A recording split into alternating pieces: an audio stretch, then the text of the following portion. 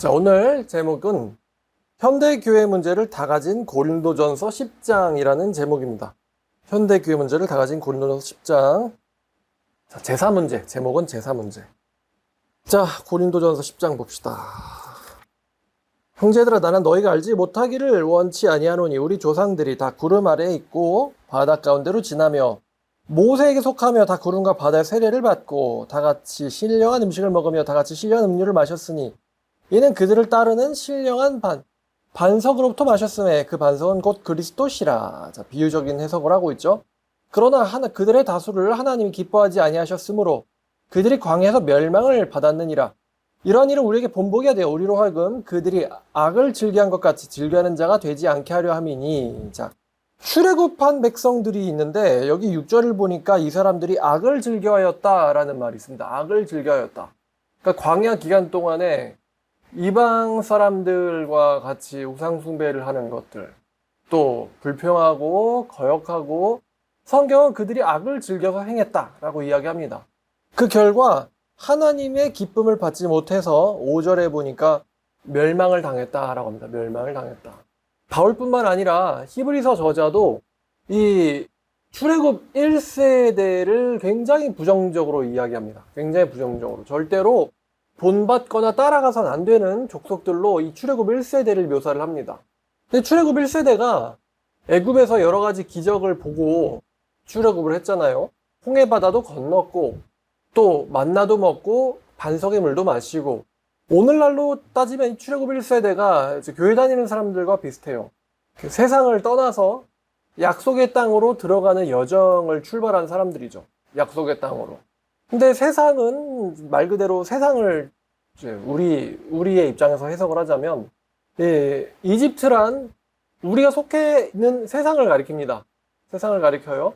약속의 땅은 당연히 천국을 가리키겠죠. 이제 세상을 떠나서 천국을 향한 여정을 시작한 사람들, 세상을 떠나서 천국을 향한 여정을 시작한 사람들, 이 사람들을 출애굽 1세대, 즉 교회 다니는 사람으로 볼 수 있겠습니다. 그런데 세상을 떠나서 이제 천국을 향한다 할지라도 다 천국 들어가는 게 아니라는 것이죠. 굉장히 많은 사람들이 이 약속의 땅에 들어가는데 실패를 하게 됩니다. 굉장히 많은 사람들이. 근데 그들이 광야, 이제 중간 기간이죠. 우리의 인생을 광야라고 할 수 있겠어요. 광야를 거치면서 이 죄와 싸우고 거룩하게 되는데 많은 사람들이 실패를 했기 때문입니다. 바울은 그들이 죄를 즐겼기 때문이고 그들은 멸망을 당하였는데 우리가 따라가면 안 되는, 즉 이걸 반면교사라고 하죠. 따라가면 안 되는 본을 보인 사람들이다 라고 바울이 이야기를 합니다. 그럼 마찬가지로 지금 고린도 전서를 받고 있는 고린도 교인들이 고린도라는 세상에 속해 있으면서 천국행을 향한 여정을 시작한 사람들입니다. 사도 바울은 교회를 다닌다고 다 천국에 들어가는 건 아니야 라고 이야기하는 것 같습니다. 많은 사람들이 악을 즐겨하다가 하나님의 미움을 받고 멸망을 당했다. 조심하자는 이야기를 하고 싶겠죠. 자, 7절을 보니까 이제 그러면 바울이 이제 무슨 말을 하냐면은 7절을 보니까요. 우상숭배를 하는 자가 되지 말래요. 우상숭배를 하는 자가 되지 마라. 기록되기를 백성들이 앉아서 먹고 마시며 일어나선 뛰논다 함과 같으니라. 약속의 땅 간다고 하면서 우상숭배하는 거죠. 그들 중 어떤 사람이 음행하다 하루 23,000명이 죽었나니 우리는 그들과 같이 음행하지 말자. 이거 이제 모압 여자들과 출애굽 백성들이 음행한 사건을 가리킵니다. 우리도 그들과 같이 음행하지 말자. 우상숭배하지 말자. 음행하지 말자. 또 그들 가운데 어떤 사람들은 주를 시험하다 뱀에게 멸망당하였나니 우리는 그들과 같이 주를 시험하지 말자. 주를 시험하지 말자. 이러한 일들은 본보기가 되고 또한 말세를 만난 우리를 깨우치기 위해서 기록이 되어 있느니라. 우리를 깨우치기 위해서 기록되었다. 그런즉 선줄로 생각하는 자마다 넘어질까 조심해라. 난 이제 됐다 라고 생각하면 조심해라 이거죠. 이 말씀은 신앙을 시작한 지 오래돼도 항상 마음속에 담아둬야 되는 말씀이죠. 선줄로 생각하면 넘어질까 조심해라. 서 있다고 생각하면 넘어질 일이 많죠. 그러니까 나는 됐어 라고 생각할수록 위험한 복병이 신앙생활에 도사리고 있는 거 아니겠어요?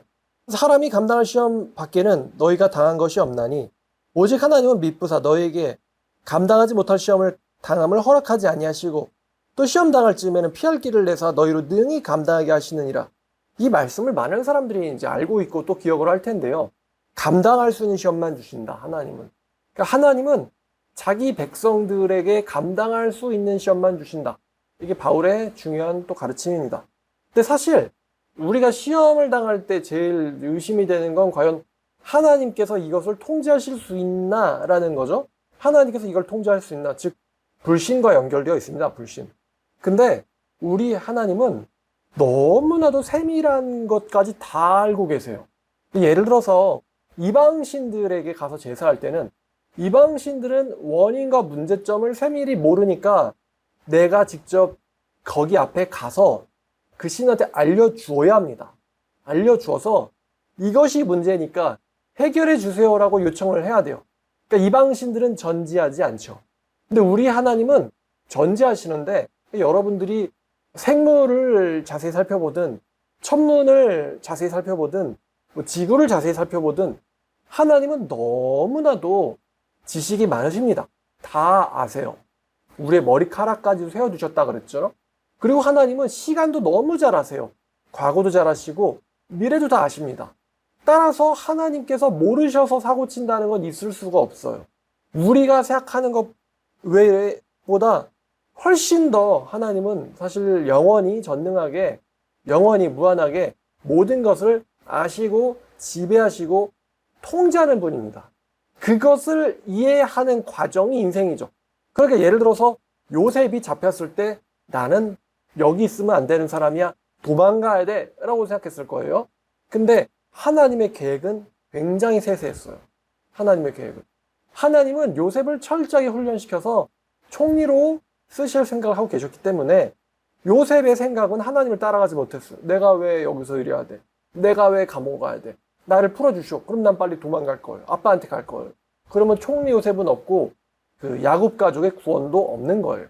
그러니까 하나님은 우리의 생각보다 훨씬 더 먼 미래를 아시고는 우리의 길을 인도하십니다. 라는 거에 대한 믿음이 있으면은 시험을 당할 때 극복할 수가 있어요. 왜냐면은 어차피 이길 거니까. 어차피 함께 하실 거니까. 어차피 승리할 거니까. 시험을 당하면 이길 수가 있습니다. 여러분이 살면서 겪을 수 있는 가장 큰 시험이 뭘까요? 예를 들어서 엄청난 경제난을 당한다거나 아니면 너무나도 사랑하는 소중한 사람이 죽는다거나 뭐 이런 게 이제 여러분이 경험할 수 있는 큰 시험이 되겠죠?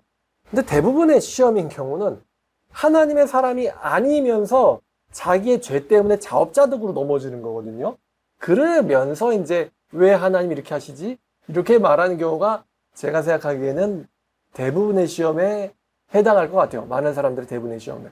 하나님의 사람으로서 인도받는 삶을 살다가 연단시키기 위해서 걸리는 그런 시험 말고, 연단시키기 위해서 걸리는 시험 말고, 자기가, 이렇게 바울이 말한 것처럼 우상숭배하다가 자기 자업자득으로 걸리는 거죠. 그런 시험을 당하고 있으면서, 감당치 못할 시험은 안 준다고 하셨는데, 라고 대부분들이 말하고 있을 거란 말입니다. 대부분들이.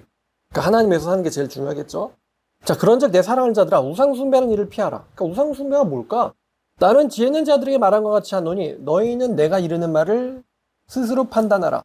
우리가 축복하는 바 축복의 자는 그리스도의 피에 참여함이며 우리가 떼는 떡은 그리스도의 몸에 참여함이다. 이제 모모함이 아니냐는 모모함이다를 강하게 이야기하는 거죠. 우리가 축복하는 축복의 자는 그리스도의 피에 참여하는 거고 그리스도의 몸에 참여함이다. 떡이 하나요? 많은 우리가 한 몸이니 이는 우리가 다 한 떡에 참여함이라. 우리가 다 그리스도의 지체고 몸의 일부라는 거예요. 그런즉 내가 무엇을 말하느냐? 육신을 따라 난 이스라엘을 봐라. 제물을 먹는 자들이 제단에 참여하는 자들이 아니냐. 이게 무슨 말이냐면요. 그 이스라엘의 제사법에서는 제사를 드리고 나서 그 남은 음식을 제사 드리는 자들이 참여를 합니다. 화목제도 그렇고 참여를 해서 그 음식물을 같이 먹어요. 제사장도 먹고 제사를 드리는 자도 먹습니다. 자, 그러니까 제사상에 앉아서 음식을 먹는 것과 제사를 드리는 것은 사실은 하나예요. 제사상에 앉아서 이제 제물을 먹는 것과 제사 드리는 것은 하나입니다. 자, 잘 기억해 두세요. 제사를 드리는 것과 제물을 먹는 것은 하나다. 그걸 따로 뗄 수가 없다는 거예요. 무릇 이방인들을 제사하는 것은 고린도 이제 이방인들이죠. 그들은 귀신에게 하는 것이요 하나님께 제사하는 것이 아니니 난 너희가 귀신과 교제하는 자들이 되지 않기를 원하노라. 그러니까 귀신과 교제하는 자가 되기를 원하지 아니하노라. 너희가 주님의 잔과 귀신의 잔을 겸하여 마시지 못하며 주님의 식탁과 귀신의 식탁에 겸하여 참여하지 못하리라. 이 말이 무슨 말이냐면요. 쉽게 말하면 재물 먹지 말라는 거예요. 왜냐하면 재물을 먹는 것은 제사에 참여하는 거니까. 그럼 이제 이것을 가지고 저도 옛날 생각을 좀 해보게 됐어요. 옛날에 이제 시골 같은 데 가면은 제사를 하잖아요. 그러면은 뭐 여러분들은 어땠는지 모르겠는데 옛날에 저 어렸을 때 그냥 절도 했어요. 근데 나중 가면 이제 절은 안 하고 서서 이제 뭐 묵념만 하고, 근데 이제 제사 드리면은 과일이랑 떡국이랑 이런 게 나오지 않습니까? 떡국 불기 전에 앉아서 다 같이 앉아가지고 그걸 먹었단 말입니다. 근데 오늘 말씀을 보니까 재물을 먹지 말래요. 왜냐면 재물을 먹는 것은 제사에 참여하는 거랑 똑같다는 거예요. 자, 고린도 당시에 이 제사라는 것은요, 고린도 교회 당시에도요, 연회의 느낌이 있었어요. 그러니까 내가 제사는 안 드려도 재물 먹는 자리는 같이 가서 먹으면서 세상 돌아한 이야기도 하고 돈 버는 이야기도 하고 그렇게 이제 사람들이 마치 잔치하듯이 그런 잔치의 느낌이 이 제사에 있었습니다. 그러니까 고린도 당시에도요, 사람들이, 크리스찬들이 나는 제사는 안 드려. 하지만 거기 가서 재물은 먹어야지. 재물은 먹으면서 세상 다니는, 세상 돌아가는 이야기도 해야지. 라고 생각하는 사람들도 있었어요. 근데 사도 바울은 재물을 먹는 행위가 곧 제사에 참여하는 거고 나는 니네들이 귀신과 교제하는 자가 되지 않기를 원한다. 그러면서 22절에 우리가 주를 노엽게 하겠느냐? 우리가 주보다 강하냐? 이렇게 말을 합니다. 그러니까 우리가 재물을 먹음으로써 이방 제사에 참여하는 자가 되고 또 이방 귀신들과 교제하는 자와 교제하는 자가 되면서 우리가 예수님을 질투시키겠냐? 네가 예수님보다 강하냐? 그러니까 우리가 그런 거 참여할 때 보통 에이 뭐 내가 제사하는 것도 아닌데 뭐 어때? 라는 마음으로 추석 때 또 구정 때 제물을 먹잖아요. 근데 그게 하나님을 분노하게 하는 행위라는 거예요. 하나님을 분노하게 하는 행위다. 그러니까 한국 교회가 뭐 이거 되게 늦은 것 같은데 제사할 때 어떻게 해야 되냐? 제 생각엔 이렇습니다. 제사상을 차려줄 수는 있을지도 몰라요. 뭐 100번 양보해서 제사상을 차려줄 수 있는데 제물은 먹으면 안 된다. 제물은 먹으면 안 된다. 제가 보기에 크리스찬들은 나가서 딴 데서 먹고 오든가 그래야 될 것 같습니다. 왜냐면 그걸 먹음으로써 사실은 제사에 참여한 것과 마찬가지가 돼버려요. 그러면 이제 갈등이 일어나겠죠? 가정 내 갈등이 일어나겠는데 그 부분은 감당해야 될 부분인 것 같습니다. 마찬가지예요. 고린도 당시 사람들도 내가 연회에 참여하지 않음으로써 불이익이 있었겠죠, 당연히. 거래, 사업차, 또 인간관계상 불이익이 있었습니다만 사도 바울은 참여하지 말라고 합니다. 그럼 불이익은 감당해야 되는 거예요. 그걸 극복해야 되는 겁니다. 만약에 그 불이익이 싫다고, 가족과 갈등이 싫다고 제사상에 참여하게 되면은 주님을 진노시킨다는 거예요. 그 주님은 워낙 너무나도 강한 분이시기 때문에 이제 마치 연애 같네요. 연애. 주님은 너무나도 유능하고 강한 자이기 때문에 주님을 질투시킬 수는 없어요. 주님은 심판하실 수 있는 권리를 갖고 있는 분이니까. 근데 마치 내가 뭐 주님보다 뭐 강하지라고 하면서 주님을 이렇게 시험 들게 하고, 주님을 시험하고, 주님을 진노하게 하고, 뭐 그래 괜찮아. 내가 더 강하니까. 이런 느낌으로 어차피 하나님은 약자니까 이런 느낌. 어차피 하나님은 다 봐줄 거니까 이런 느낌으로 재물을 아무렇지도 않게 먹는데 사도 바울은 절대 그렇게 하지 말라. 그러다가 죽는다. 이렇게 말하고 있습니다. 우상숭배자가 되지 말라.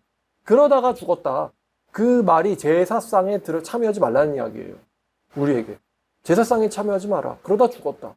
우리가 주님 질투시킬 수 있을 것 같냐? 절대 그러지 마라.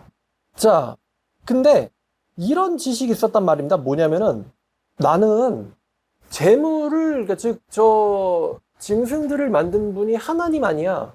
그러니까 저 제사 아무것도 아니야. 나는 그냥 난 하나님 만드신 걸 먹는 거야. 귀신 따윈 없어. 이런 믿음을 가진 사람들이 있었거든요. 그래서 재물을 먹고 연애를 하는데 아무렇지도 않게 하는 사람들이 있었어요. 그러니까 오늘, 자, 근데 23절을 보면은 모든 일들이 가하지만, 할 수 있지만 모든 일이 다 유익하진 않다라고 말합니다.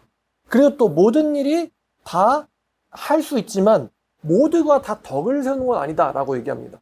그러니까 믿음을 가지고 행할 때 다 가하긴 하지만 그게 다 허락됐다고 해서 나에게 유익하거나 덕을 세우는 거는 아니다라고 바울이 말합니다. 그러니까 이 사람이 무슨 얘기하고 싶은 거냐면은, 즉 재물을 먹을 때에 이 지혜를 알려주고 싶어해요.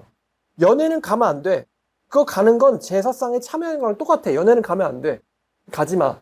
근데 그 재물이, 문제는 시장에 나오는 경우가 있습니다. 시장터에. 그러면 이제 상하지 않게 하려고, 그러니까 상한 거 먹으면 안 되니까 제사에서 드리고 남은 고기들은 시장터로 나와버려요. 그럼 우리가 이제 시장 가서, 즉 마트에서 장을 보다가 고기를 사는데, 자 24절, 누구든지 자기 유익을 구하지 말고 남의 유익을 구해라, 이거예요. 남의 유익을 구해라. 그러니까 내가 고기 먹고 싶은 것보다 남들의 유익을 구해라. 그럼 내가 고기를 안 먹는 거랑 남들의 유익이랑 무슨 상관이냐? 이는 땅과 고기, 자 시장에서 파는 것은 양심을 위해서 묻지 말고 먹어라. 양심을 위해서. 그러니까 이거 어디서 나왔어요? 이런 거 물어보지 말라는 거예요. 왜냐면 어디에서 나왔는지를 알아버리면은 또 그게 자기 양심의 시험이 될 수 있으니까. 네 양심을 위해서 시장에 나온 거는 그냥 물어보지 말고 사 먹어. 이는 땅과 충만한 것이 주의 것임이라. 왜냐면 모든 건 다 주님께로부터 나온 거니까. 그러니까 우리가 이제 이방, 뭐 예를 들어 불당을 가요. 불당을 가면은 거기에 이제 나무로 돼 있는 목조 건물, 그다음에 불상 보면 이제 크리스찬들이 보면 되게 역하겠죠. 근데 그것들도 기르게 하시고 창조하신 분이 그 광석 누가 창조했냐? 그 광물 누가 창조했냐? 그 나무 누가 창조했냐? 하나님이시라는 거예요. 우린 그걸 보면서 우상의 재단 이러지만 충만한 것이 주의 것이기 때문에 묻지 말고 그냥 먹어라. 자, 근데 불신자 중에 누가 너희를 청할 때 너희가 가고자 하거든. 그러니까 불신자가 우리를 청해요. 와서 참여하세요. 그럼 너희 앞에 차려놓은 것은 무엇이든지 양심을 위하여 묻지 말고 먹어라. 그러니까 또 너의 양심을 위해서 이거 혹시 우상에게 바쳤던 고기예요? 이런 거 물어보지 말라는 거예요. 자, 묻지 말고 먹어라. 근데 누가 와가지고 너희에게 야, 이거 제사상에서 나온 거야 라고 얘기를 해주거든, 알게 해준 사람의 양심을 위해서 먹지 마라. 이런 말합니다. 알게 해준 사람의 양심을 위해서 먹지 마라. 29절에 내가 말한 양심은 너희께 아니고 남의 것이니 어찌하여 내 자유가 남의 양심으로 말미암아 판단받으리요.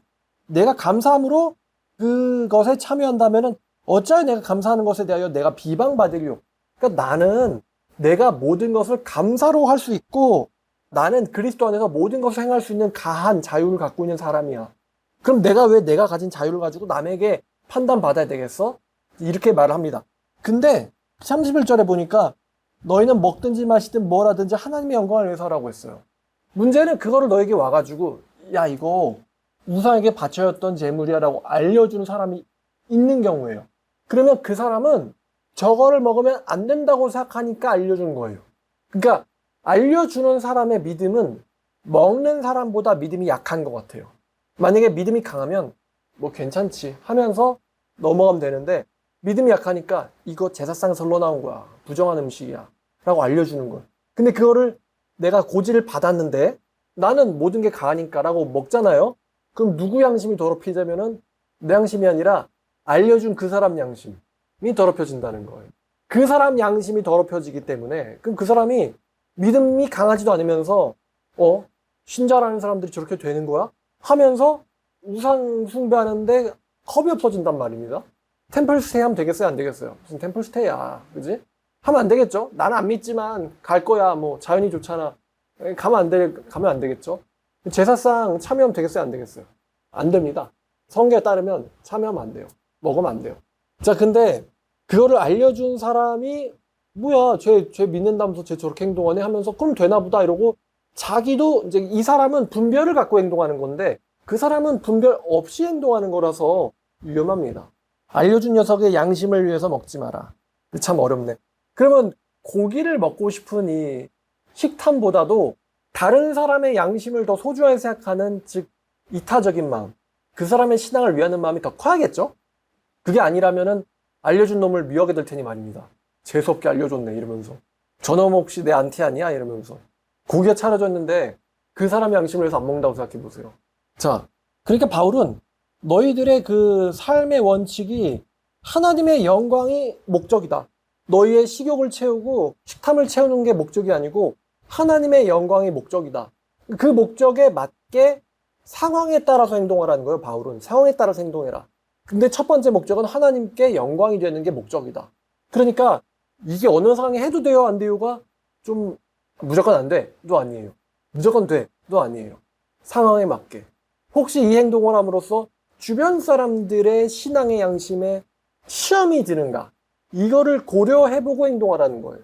바울이 이 말을 합니다. 근데 바울 본인은 자기는 아예 고기 안 먹겠다 이렇게 얘기를 했으니까.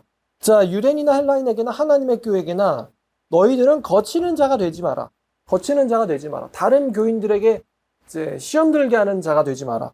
나와 같이 모든 일에 모든 사람을 기쁘게 하여 자신의 유익을 구하지 아니하고 많은 사람들의 유익을 구하는 자가 되게 하라. 자신의 유익을 구하지 말고 모든 사람을 기쁘게 하여, 이제 여기서 말하는 거는 사람의 아부를 한다는 게 아닙니다. 사람의 신앙에 상처 주지 않게 모든 사람을 위해서 행동하라는 이야기죠. 그러니까 자기는 아예 고기 안 먹겠다 이렇게 얘기를 바울은 할 정도니까요.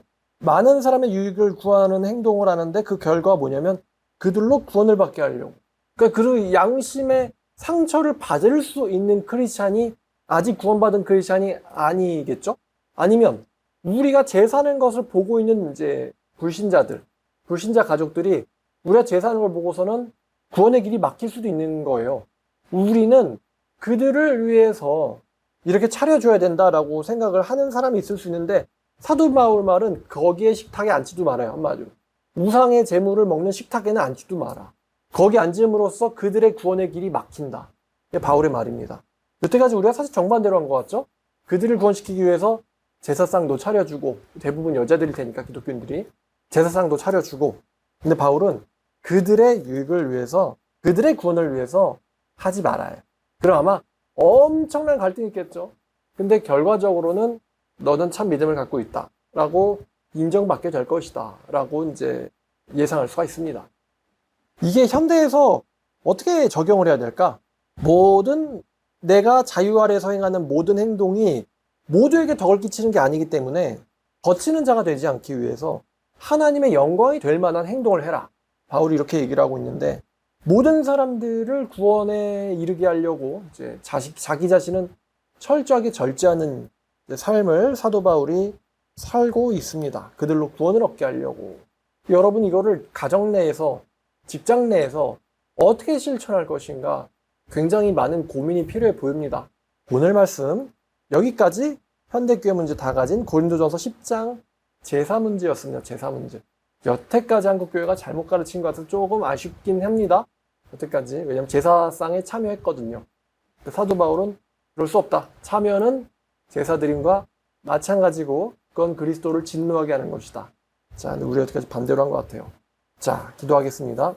하나님 감사합니다. 오늘 좋은 하루 주셔서 감사합니다. 신앙과 현실 가운데서 어떻게 우리가 실천하며 살 것인가에 대한 현실적인 문제를 사도 바울이 오늘 다뤘습니다. 너의 양심을 위해서 차려진 것은 묻지 말고 먹고 또 누가 너에게 알려주거든 그 알려준 사람의 양심을 위해서 먹지 마라 라고 사도 바울은 이야기합니다. 우리가 행동할 때 많은 사람들에게 덕을 끼치는 행동을 할 수 있도록 주께서 지혜를 주시고 또 절제를 주시기를 원합니다. 주님의 영광을 위해서 사는 저희 모두가 되게 하여 주시옵소서. 예수님의 이름으로 기도드렸습니다.